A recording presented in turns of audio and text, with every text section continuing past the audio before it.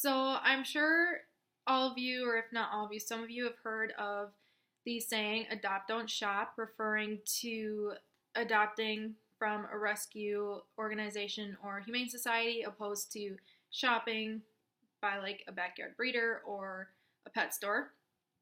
So um, I'm just going to tell a little story on how my stepsister rescued her dog and how the rescue has not only impacted the dog's life, but our life. So, just a little background. I love animals, all animals. I just have a really soft spot for dogs, and especially dogs in shelters and rescues. Just a little background fact. According to the website Humane Society of Central Texas, 7.6 million animals are surrendered every year, and 3.9 million are dogs. So just putting that into perspective, like that's a lot of dogs that are being surrendered every year, whether they were bought as a puppy and they weren't a cute puppy anymore and their family just got rid of them, or they're abused, like whatever it was. 3.9 million dogs get sent to a shelter every year. So that is kind of why adopting is really important to me, as well as when my stepsister adopted her dog Luna.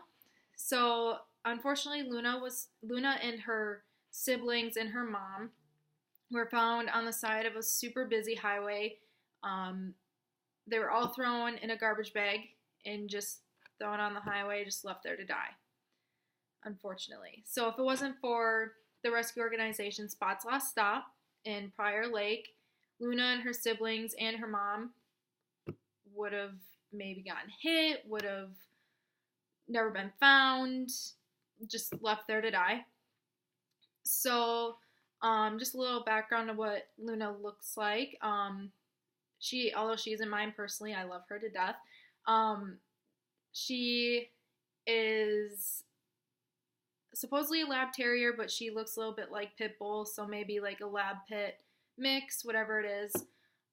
She's about 50 pounds, tan all over except for her white chest and white underneath, and then she has white legs on the inside but tan on the outside, and then white paws, dark brown ears and dark brown eyes, and she's medium size. When she sits, she's probably up to like my mid-thigh. And so I know people always talk about how like when you rescue a dog, you're not only like you're rescuing the dog, but I have come to notice that she rescued all of us. She definitely showed us how to be more patient.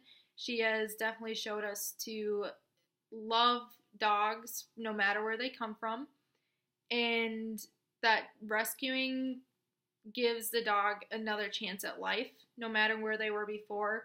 And although it might take a lot more training, it might take more patience, it might cost more money, you're giving them a second chance at life, and knowing that you're giving them a second chance, like that makes such a difference. And